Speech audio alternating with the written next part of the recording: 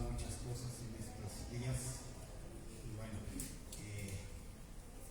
Dios sigue siendo fiel. El día de hoy el tema es muy importante, es un tema que los cristianos continuamente usamos esta expresión de glorificar a Dios, y la gloria de Dios por aquí y por allá. Y hoy vamos a entender mucho más concretamente qué es esto, ¿no? Yo le puse por título No glorificaron a Dios, que es parte de nuestro texto de Romanos, y como subtítulo La espiral descendente.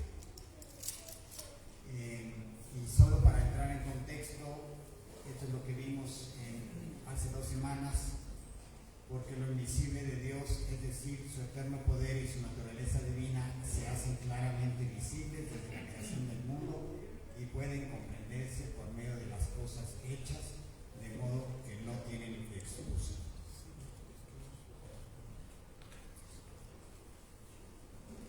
Y el texto para el día de hoy es este, que continúa: pues a pesar de haber conocido a Dios, no lo glorificaron como a Dios, ni le dieron gracias, sino que se envanecieron en sus razonamientos, y su necio corazón se llenó de oscuridad.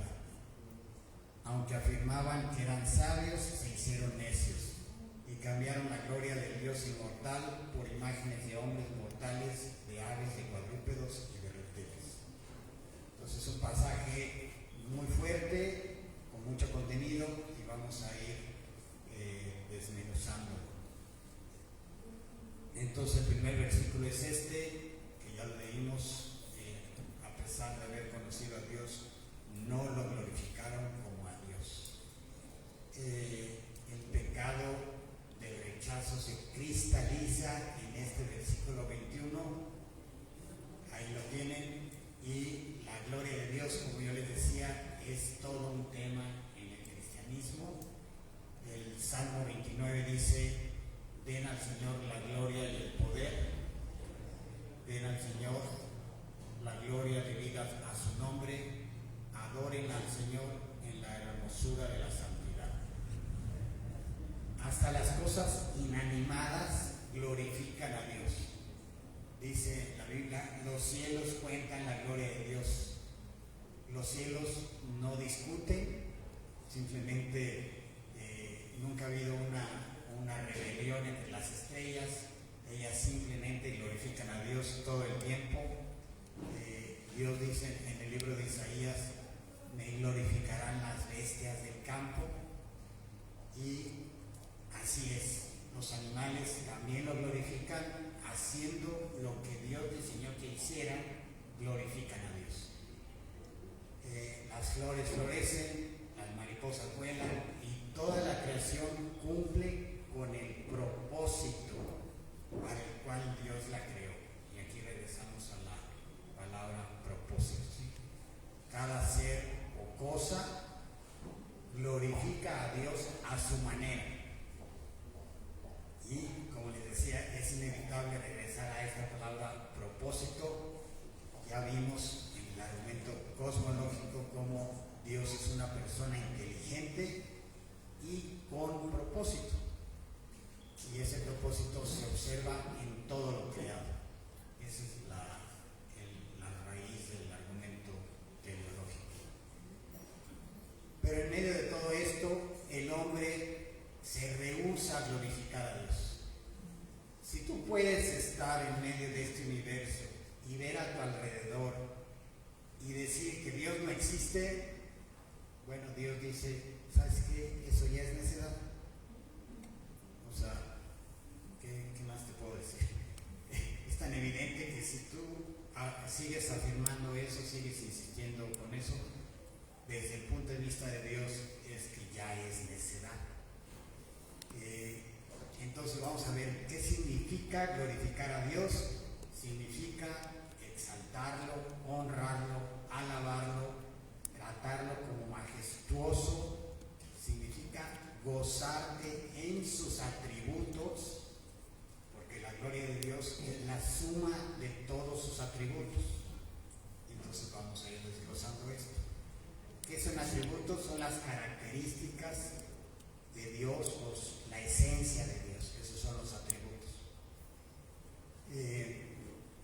¿Cuáles son los atributos de Dios? Algunos de los, tiene muchos, muchísimos, pero algunos son estos: es perfecto, es eterno, es autoexistente, inmutable, omnipotente, omnisciente, todopoderoso, santo, justo, verdadero, fiel. Dios es amor, es creador y sustentador del universo, soberano, juez, es bueno, es paciente, tiene gracia, tiene misericordia, tiene ira. Esos son muchos de los atributos de Dios. ¿Okay? Es como, imagínense un diamante que tiene muchas facetas, son los cortes en las caras del diamante, y cada una de esas facetas refleja una luz muy específica. Ese es un atributo de Dios. ¿Okay? Y el diamante nos lleva a glorificar a Dios. Pero muchas personas no se gozan en esos atributos, no aman ni anhelan la gloria de Dios, no quieren ver su gloria, no quieren ver manifestados sus atributos, ni en sus vidas, ni en el mundo, y si los ven no los reconocen. Bueno, eso también es cierto. Así se manifiesta el libre albedrío. Dice John MacArthur: el peor acto jamás cometido en todo el universo es no darle la gloria a Dios. ¿Por qué? ¿Por qué dice esto John MacArthur? Porque para eso fuimos creados, para eso existimos, para glorificar a Dios.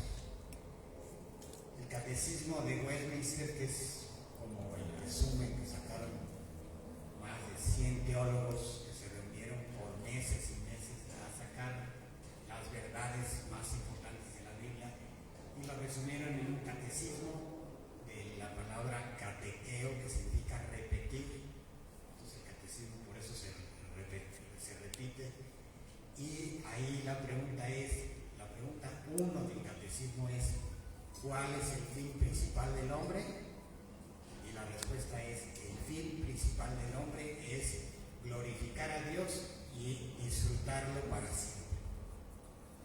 Y conste que dice el fin, no los fines. O sea, no es glorificar a Dios y disfrutarlo, no son dos cosas, es una, ¿no?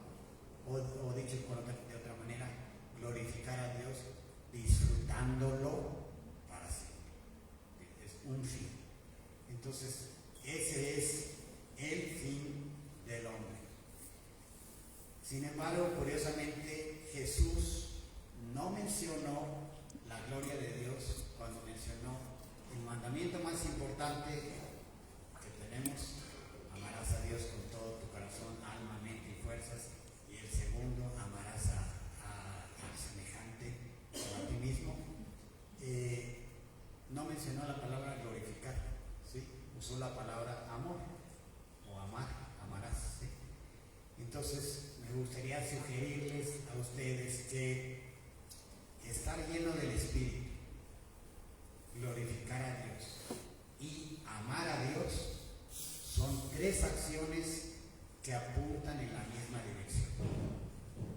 Estar lleno del Espíritu, glorificar a Dios, amar a Dios, van en la misma dirección, ¿sí? Entonces, como decía nuestro expresidente, no se hagan bolas. Bueno,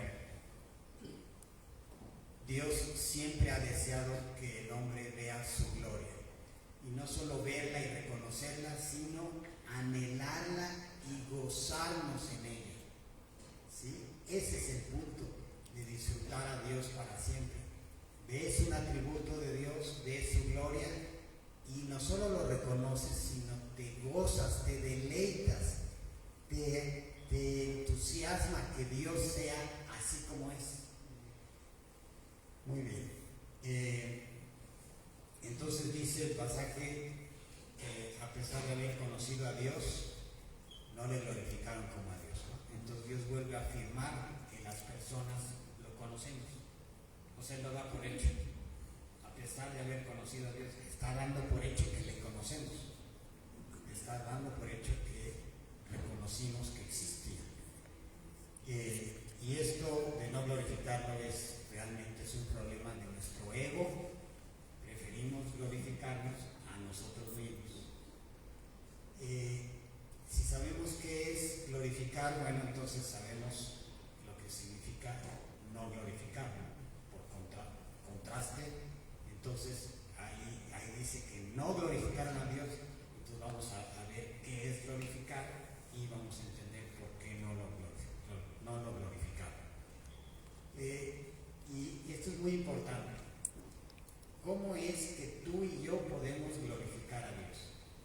Porque, lo vuelvo a repetir, se nos llena la boca de esa palabra, la gloria de Dios, glorificar a Dios, y a veces como que falta ponerle los pies en la tierra, ¿sí? No es algo místico, no es algo profundo, no es algo difícil, no es algo confuso, ambiguo, no es eso. Glorificar a Dios no es todo esto que dije, y vamos a ver concretamente varias formas, no todas, pero sí varias, de cómo podemos glorificar a Dios. Entonces, veamos la primera. Al confesar a Jesús como Señor, lo glorificamos. Aquí está el pasaje, por lo cual Dios también lo exaltó hasta lo sumo y le dio un nombre que es sobre todo nombre. Está hablando de Jesucristo, por supuesto, para que en el nombre de Jesús se doble toda la rodilla de los que están en los cielos y en la tierra y debajo de la tierra, y toda lengua confiese que Jesucristo es el Señor, para gloria de Dios el Padre. ¿Sí? Entonces, si confiesas a Jesús como Señor, estás glorificando a Dios Padre. Esa es una forma concreta y no difícil de glorificar a Dios. Segunda forma, glorificamos a Dios al vivir para ese propósito. En otras palabras, la meta de nuestra vida está apuntando en esa dirección, y ese es precisamente el significado de este versículo. Entonces, ya sea que coman, que beban o que hagan cualquier otra cosa, háganlo todo para la gloria de Dios. Entonces, Pablo escoge dos actividades muy comunes, muy cotidianas, comer y beber, pero agrega, o que hagan cualquier otra cosa, háganlo para la gloria de Dios. Y eso significa que todas las actividades de nuestra vida queramos honrar a Dios en todo lo que hagamos, que ese sea nuestro anhelo, nuestro deseo, honrar y glorificar a Dios. De esa forma lo vamos a glorificar. En otras palabras, tenemos en cuenta, estamos considerando la gloria de Dios 24/7, todo el tiempo, a todas horas queremos glorificar a Dios. De hecho, incluso cuando Jesús le dijo a Pedro que iba a morir, Juan en su evangelio aclara, esto lo dijo dando a entender con qué muerte Pedro glorificaría a Dios. Entonces, hasta en la muerte podemos glorificar a Dios. Dice la tradición que Pedro murió crucificado, pero él voluntariamente dijo, crucifíquenme de cabeza porque yo no puedo morir igual que mi Señor. Entonces, bueno, eso dice la tradición, pero como haya sido, Jesús sabía que Pedro iba a glorificar a Dios. Glorificamos también a Dios al confesar nuestro pecado. En Josué 7:19, Josué se acercó a Acán, que había robado cosas de Jericó, y se le había dicho que no hiciera eso, y Josué le dice, da gloria al Dios de Israel y confiesa tu pecado. Da gloria a Dios y confiesa tu pecado. Entonces, la confesión del pecado glorifica a Dios. Confesándoselo a la persona que ofendiste y también a Dios. Si tú no confiesas tu pecado, entonces también renegarás de la disciplina que Dios te imponga y lo llamarás injusto. Entonces no lo vas a glorificar. Pero si lo reconoces y lo confiesas de una manera implícita, estás reconociendo que Dios es justo, que Dios tiene razón y el que se equivocó fuiste tú, y eso lo glorifica. Y en este versículo también dice, primera de Juan 1:8, si decimos que no tenemos pecado, nos engañamos a nosotros mismos y la verdad no está en nosotros. Si confesamos nuestros pecados, Él es fiel y justo para perdonar nuestros pecados y limpiarnos de toda maldad. Si decimos que no hemos pecado, le hacemos a Él mentiroso, es decir, no lo glorificamos. Si decimos que no hemos pecado, no glorificamos a Dios. Si confesamos nuestro pecado, glorificamos a Dios. Y dice que su palabra no está en nosotros. Entonces la confesión es algo continuo y eso significa que continuamente podemos estar glorificando a Dios. Yo diría, cada cuando pecas, mejor no me digas. Entonces, estarle confesando a Dios eso, lo vas a glorificar y vas a ser consciente de tus actos y Dios empieza a trabajar. ¿Sí? Ese es el círculo de Dios. Otra forma de glorificar a Dios es cuando crees en Él, cuando crees en su palabra, cuando crees en lo que Él dice. Eso lo glorifica. Dice el versículo, entonces María dijo, engrandece mi alma al Señor y mi espíritu se regocija en Dios mi Salvador. Es el famoso Magnificat de María, cuando le anuncian que va a tener un bebé y que ese bebé fue engendrado por el Espíritu Santo, y María magnifica a Dios de una manera extraordinaria y le creyó. María creyó al anuncio del ángel, por increíble que pareciera, es un anuncio increíble, pero María lo creyó y de esa manera ahí dice, engrandece mi alma al Señor, es decir, glorifica mi alma al Señor. Entonces, cada vez que le crees a Dios, lo glorificas. Pues no es nada místico, no es nada ocultista, no es nada complicado glorificar a Dios, simplemente créele. Creer lo que dice su palabra, eso ya lo glorifica. Le crees y pones tu vida en sus manos, le crees y descansas en su amor y así lo glorificas. ¿Sí? Ok.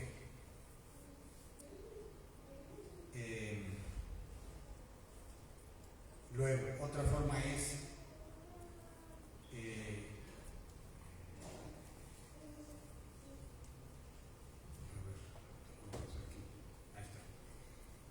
al alabarla, como dice el versículo, el que me ofrece alabanzas me honra. Glorificamos a Dios cuando lo alabamos.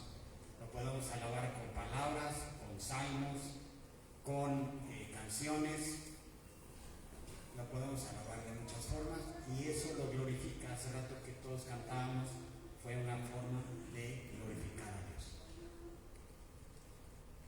También lo glorificamos cuando oramos, por supuesto. Dice ahí, y todo lo que pidan al Padre en mi nombre lo haré, para que el Padre sea glorificado en el Hijo. Entonces, la oración es una forma maravillosa de glorificar a Dios.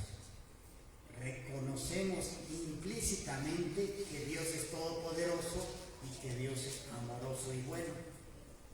Si no, no oraríamos. O sea, es implícito cuando oramos, estamos reconociendo, tú eres todopoderoso, si no, ¿para qué te digo mis necesidades? Entonces, obviamente, orar es reconocerlo y es glorificarlo.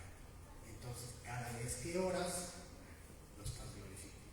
eso me encanta el grupo de WhatsApp, porque ahí ponen, hermanos, por favor, oren, ¿sí? Lo que nos están diciendo, hermanos, glorifiquen a Dios con su oración.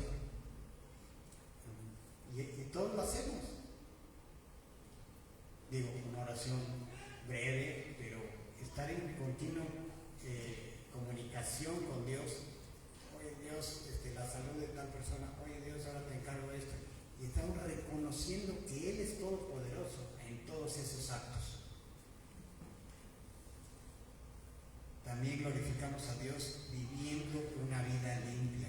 Dice aquí el pasaje, ¿o no saben que el que se une a una ramera es un cuerpo con ella?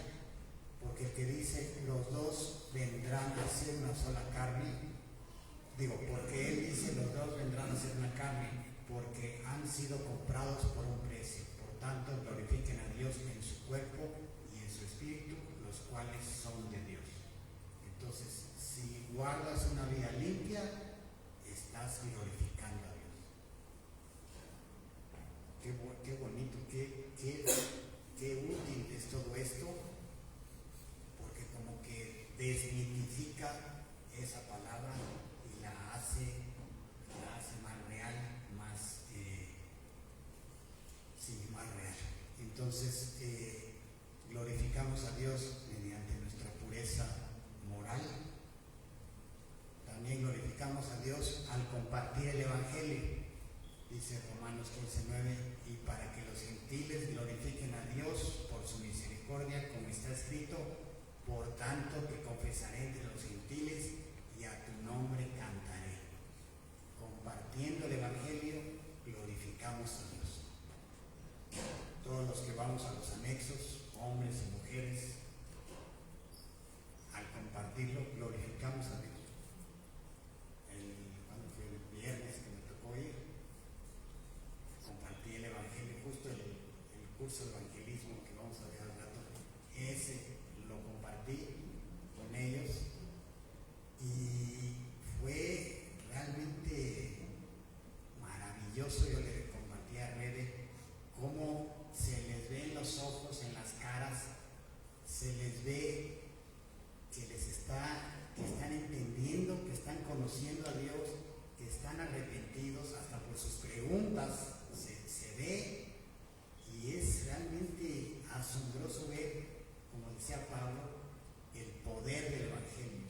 Realmente el Evangelio tiene un poder muy potente, que nadie se puede quedar así indiferente si te están diciendo Cristo murió en tu lugar. O sea, esas son palabras muy poderosas, y los anexados realmente sí se ve que las entienden, y esto es maravilloso. Entonces, eso es una forma de glorificar a Dios. Glorificamos a Dios también al dar mucho fruto. En esto es glorificado mi Padre, en que den mucho fruto, y así prueben que son mis discípulos. Cuando damos fruto.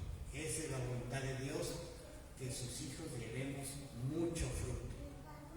Fruto es cuando la fe se materializa en obras. Ese es el fruto.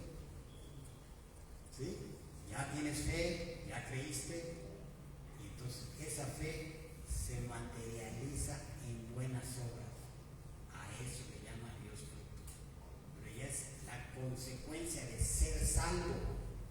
No haces obras para ser salvo, más bien haces obras porque eres salvo. ¿Sí? ¿Se entiende? Ok. Otra forma más es glorificamos a Dios al agradecerle, simplemente. Dice ahí, cayó sobre su rostro a los pies de Jesús, era un leproso, y le dio gracias, y este era samaritano. Aparte de ser leproso, era samaritano. Jesús le preguntó, ¿no fueron 10 los que quedaron limpios? ¿Y los otros 9 dónde están? No hubo ninguno que regresara a dar gloria a Dios, excepto este extranjero. Qué tremendo, ¿no? Qué tremendo. 10 fueron sanados y solo uno regresó a darle gloria a Dios, a dar gracias. Entonces Jesús le dijo, tú eres salvo. Los otros 9 quedaron sanos, pero tú, aparte de sano, fuiste salvado porque creíste, porque glorificaste a Dios con tu agradecimiento. Y así dice Primera Tesalonicenses, den gracias en todo, porque esta es la voluntad de Dios para ustedes.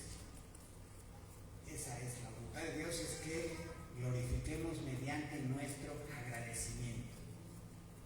Cada vez que tú le das gracias a Dios, que dices, ay, gracias a Dios que pasó esto, ay, gracias a Dios, lo estás glorificando. Y no necesitas nada de misticismo ni de nada. Simplemente dar gracias es glorificar. Glorificamos a Dios al temerle. Dice en Apocalipsis, ese ángel decía con fuerte voz, teman a Dios y denle gloria porque la hora de su juicio ha llegado. Adoren al que hizo el cielo y la tierra, el mar y los manantiales de agua. Entonces es un temor reverente, es un temor respetuoso, un temor sano. Temer a Dios, ¿por qué? Porque Él es juez, Él es todopoderoso y sí es bueno temerle en ese sentido, sabiendo que aparte de ese destello en el diamante que nos dice que Dios es temible, también hay otro destello que nos dice que Dios es amoroso. Entonces la suma de sus atributos es la gloria de Dios completa, es Dios, ¿sí? No se vale nada más concentrarse en un atributo y de ahí querer hacer toda una doctrina. Eso normalmente te va a llevar a un error. Hay que considerar todos los atributos, incluso como ya vimos hace una semana, la ira. La ira de Dios es un atributo y Dios sin ese destello, esa ira, no sería Dios. Entonces, todos los atributos son necesarios. Entonces aquí están algunas formas prácticas y concretas de glorificar a Dios. Ya las vimos, ahí las tienen ustedes. Aquí hay más, que son las que ya vimos, y muchas otras más, ¿sí? Entonces eso es glorificar a Dios. Entonces ya le pusimos y aquí está una imagen. La conclusión sería: todos los días y a todas horas podemos glorificar a Dios. Lo glorificas de muchas maneras prácticas y cotidianas, como dar gracias, orar, leer, creerle. O sea, solo puse 11, pero hay muchas más. Eso es glorificar a Dios.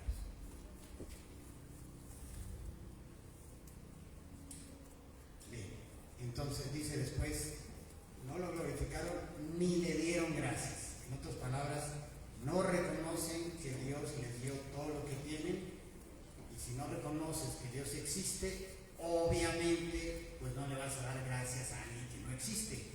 Entonces primero, por supuesto, tienes que reconocer que Dios existe, y ya segunda parte, pues le darás gracias, ¿sí? Si no le das gracias, no lo glorificas. Entonces Dios inclusive, como dice por ahí, hace llover sobre buenos y malos. Y Dios no necesita que le des gracias. Dios no necesita que le demos gracias. Más bien, tú y yo necesitamos ser agradecidos.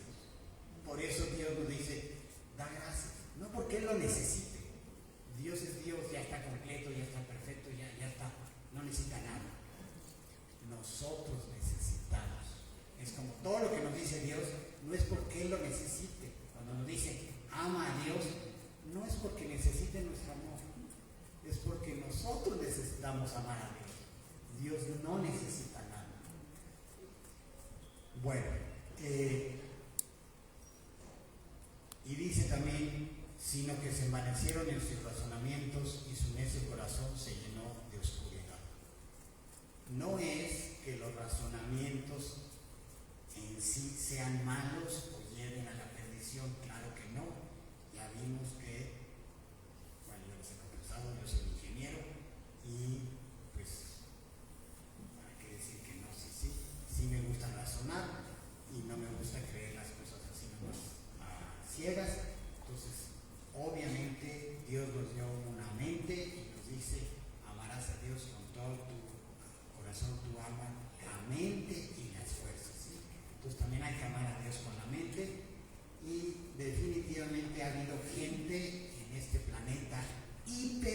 brillante.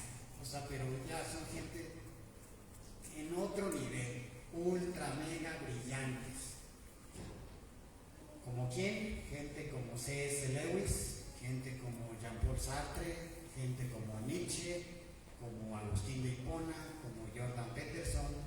No sé si han escuchado a Jordan Peterson ahí en YouTube, pero nomás lo tratas de seguirle la idea.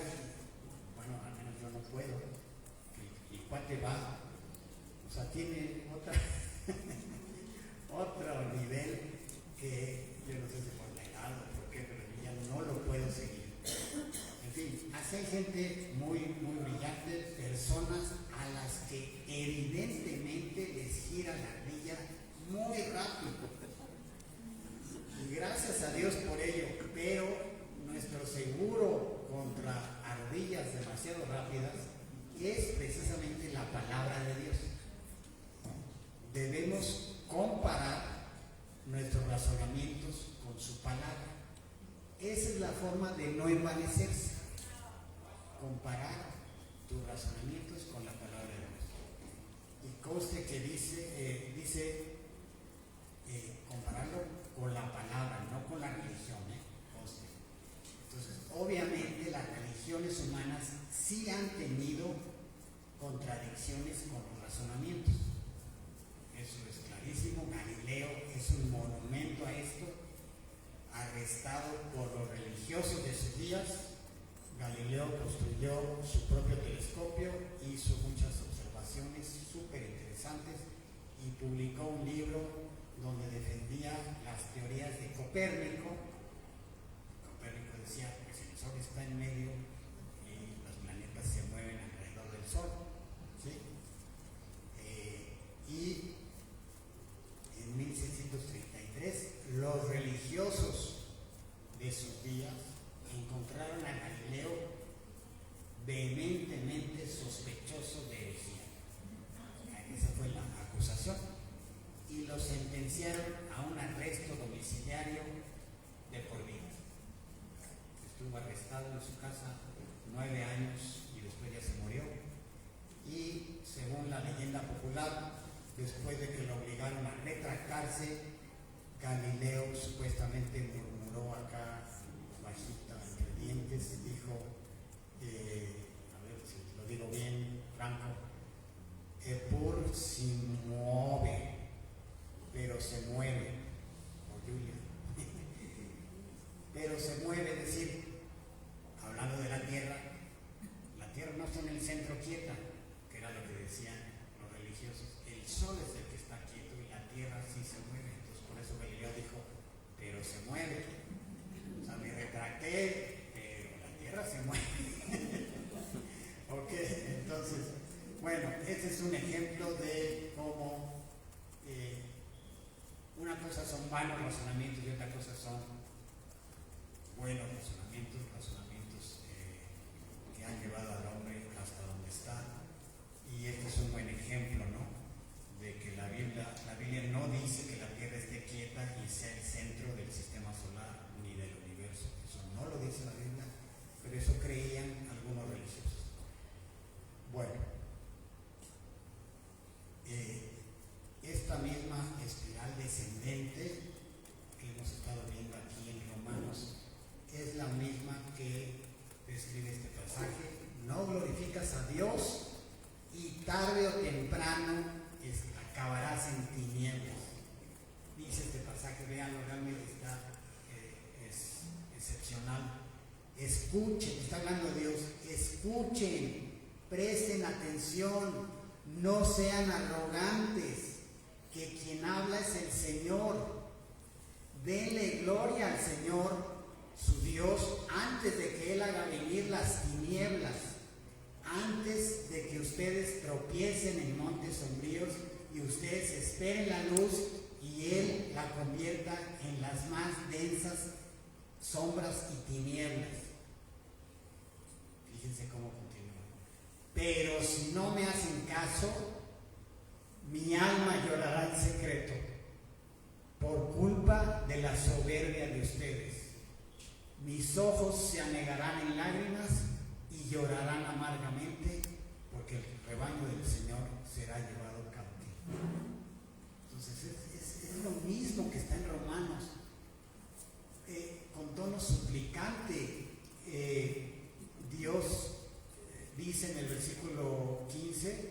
escuchen, presten atención, no sean arrogantes, denle gloria al Señor su Dios antes de que inicie la espiral descendente y acaben en tinieblas. Eso es lo que está diciendo. Y eso es lo mismo que está diciendo en Romanos. Y este estado de tinieblas conste que no es un castigo de Dios, sino más bien es la consecuencia natural de ignorarlo. Pero si no me hacen caso, su soberbia me hará llevar amargamente y los llevarán cautivos. ¿Por qué los llevarán cautivos? A fin de que algunos reaccionen.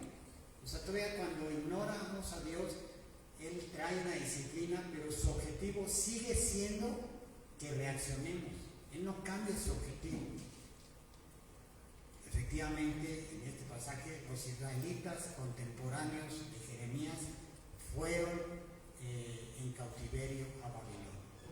Es decir, no reaccionaron. Al caer en la necedad, la luz que tenemos se convierte en tinieblas. Dice el 22, aunque afirmaban que eran sabios, se hicieron necios. ¿Cuál es la definición de necio? Lo busqué en el diccionario. Dice: necio es la persona que insiste en sus propios errores o se aferra a ideas o posturas equivocadas, demostrando con ello poca inteligencia. Ese es el necio. Y en el contexto de Romanos es lo contrario de sabios, ¿sí? Como dice el pasaje que hemos estado estudiando. Entonces, esto nos lleva al tercer paso de esta espiral descendente, la racionalización. Los hombres oyen la verdad, rechazan la verdad y terminan afirmando o racionalizando que sus tinieblas son la verdad. ¡Qué tremendo! ¡Qué tremendo! Oigo la verdad, rechazo la verdad y acabo afirmando que mis tinieblas son la verdad. Eso es necedad, exactamente. Bueno, aquí tenemos otra advertencia contra creernos sabios. En Isaías 5, hay de los que llaman a lo bueno malo y a lo malo bueno, y malo a lo bueno. Hay de los que convierten la luz en tinieblas y las tinieblas en luz. Hay de los que convierten lo amargo en dulce y lo dulce en amargo. Hay de los que se creen sabios. Hay de los que se consideran muy inteligentes. Nuevamente la misma exhortación de Dios. Dicho con otras palabras, perdemos la brújula, perdemos el piso. Pensamos que el norte está en el sur y el sur en el norte. Pensamos que el varón es mujer y la mujer es varón o gato o lo que se le ocurra hacer. Así estamos. Es realmente impresionante. Y todo empieza con la soberbia de creerse más sabios que Dios. Los dos últimos ayes son muy similares a Romanos 1:22. Se creen sabios y acaban siendo necios.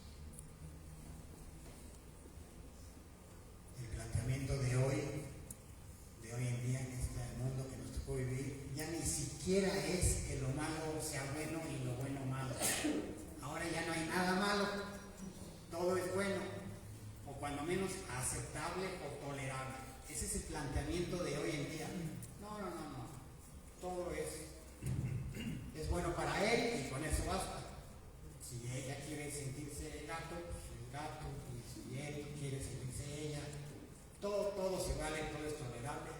Y este es el lamentable legado del relativismo. El relativismo ha sido la llave maestra que ha abierto la puerta a esta resbaladilla y vas para abajo. Como dice el refrán, no hay verdad ni hay mentira, todo es según el color del cristal con que se mira. Ese es el relativismo y eso es lo que les enseñan a los niños en las escuelas y a todo mundo, ¿sí? Y esta es una abierta contradicción, así flagrante, a las palabras de Jesús, donde Jesús les dijo: yo soy el camino y la verdad y la vida. Nadie viene al Padre sino por mí. Esta es la frase más antirrelativista que puede existir. ¿Quieres contrarrestar el relativismo? Juan 14:6 es la frase. Ese es Jesús volviendo a ubicar nuestra brújula como debe estar y donde debe estar. Y por ignorar esto, muchas culturas se han alejado de Dios y se entregan a la inmoralidad. Entonces la ruta de la espiral descendente es rechazar o restringir la verdad de Dios, no glorificar a Dios, no agradecerle, razonamientos vanos, necedad y oscuridad, y ya, perdiste. Un pastor que me enseñó hace muchos años decía algo muy cierto. Cuando decides pecar, a veces calculas los riesgos y las malas consecuencias que vas a recibir. Pero lo que nunca vas a poder calcular es el endurecimiento de tu corazón. Eso es incalculable. A veces dices, bueno, sí, voy a decir esto y me va, híjole, mi esposa se va a enojar, X, calculas, según tú calculas. Pero lo que no calculas es el endurecimiento de tu corazón. Un efecto colateral que siempre tiene el pecado es que nos va haciendo más duros y más necios. Y años más tarde te dicen la misma verdad y ya ni siquiera la tomas en cuenta. Porque ya estás más duro y ya estás más necio. Eso es incalculable en el asunto del pecado. Y dice el pasaje, cambiaron la verdad del Dios inmortal por imágenes de hombres mortales, de aves, de cuadrúpedos y de reptiles. Al final de esta espiral descendente o decadente, el ser humano hace lo peor que podría hacer. ¿Y qué es esto? Se vuelve idólatra. Así acaba. En todos los tiempos el hombre ha hecho ídolos.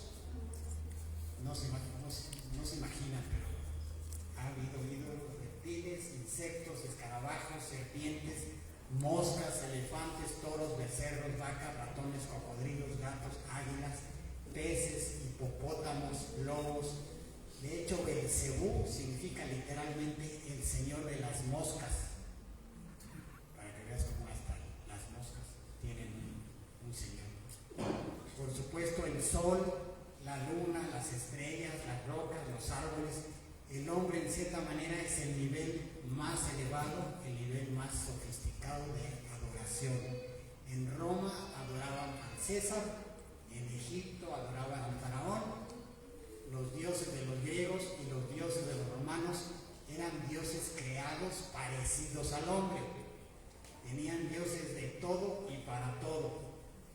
Y ahí te van unos ejemplos, ahí los tienen. Dios de lo que quieras, de lo que quieras.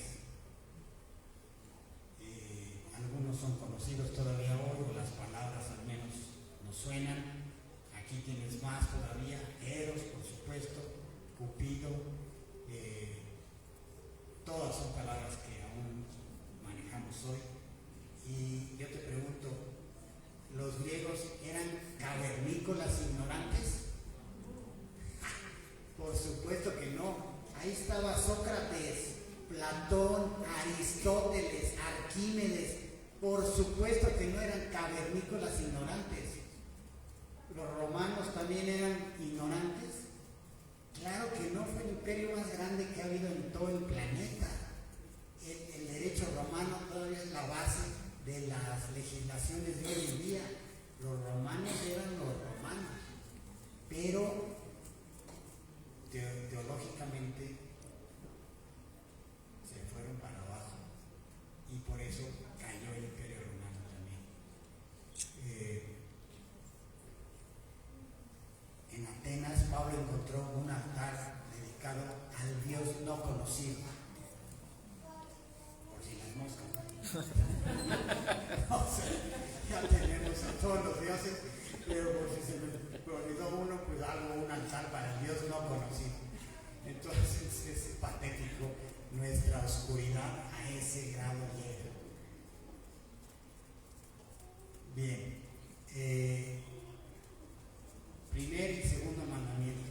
La idolatría es el pecado que se prohíbe en los 10 mandamientos. Ahí va, Éxodo 20, 10 mandamientos. Dios habló y dijo estas palabras: yo soy el Señor tu Dios, yo te saqué de la tierra de Egipto, donde vivías como esclavo. No tendrás dioses ajenos delante de mí, no te harás imagen ni semejanza alguna de lo que está arriba en el cielo, ni abajo en la tierra, ni en las aguas debajo de la tierra.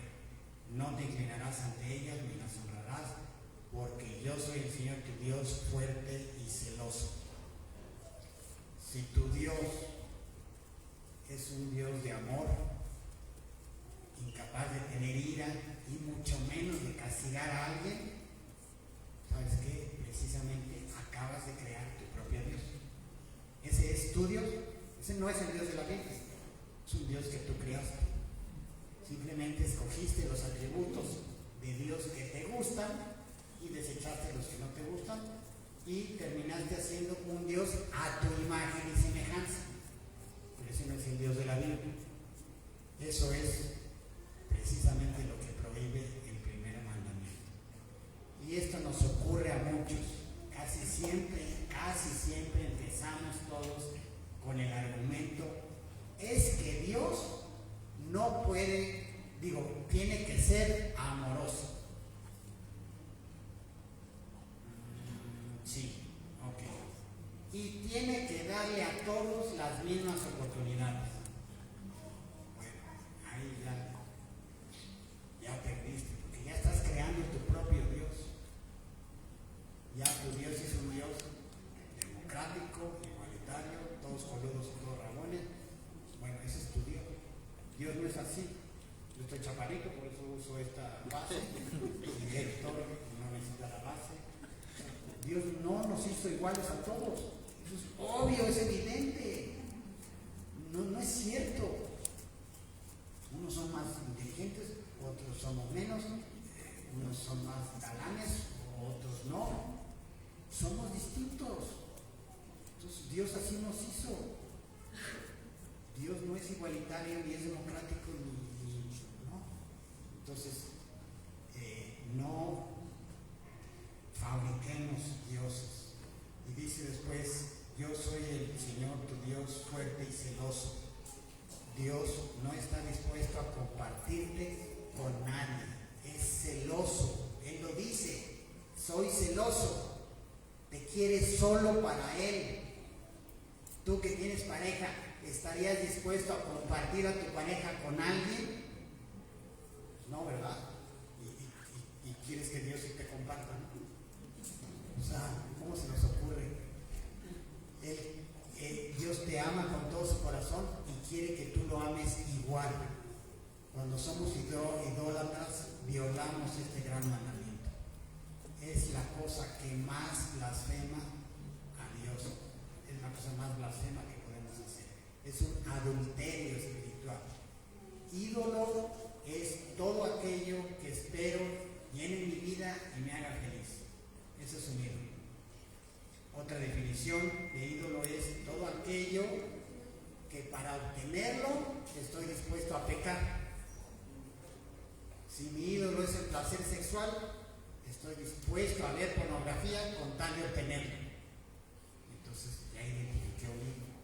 Entonces tus pecados y mis pecados nos dan pistas de cuáles son nuestros ídolos.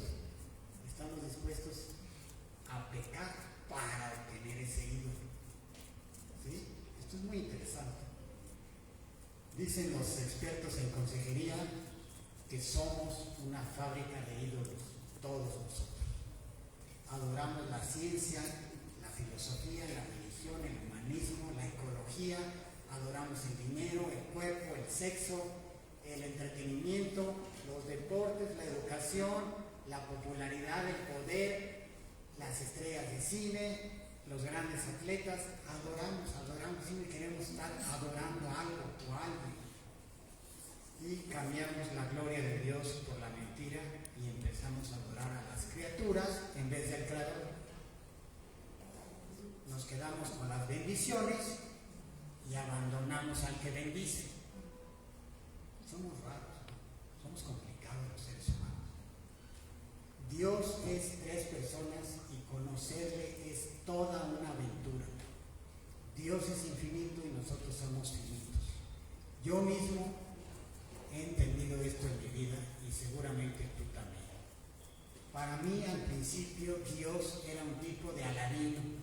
Así mis primeros meses de creyente, pues yo dije, no, pues ya conocí a Aladino, ya la hice, nomás froto la lámpara y ¡pum! ¿No? Luego fue el Dios apagafuegos, luego el dador de bendiciones, luego fue el juez castigador y poco a poco he ido conociendo mejor a Dios. Dios nos tiene paciencia a todos y quiere tener una relación personal con cada uno de nosotros. Nos tiene paciencia para que lo vayamos conociendo y aprendamos a glorificarlo. Para eso existimos.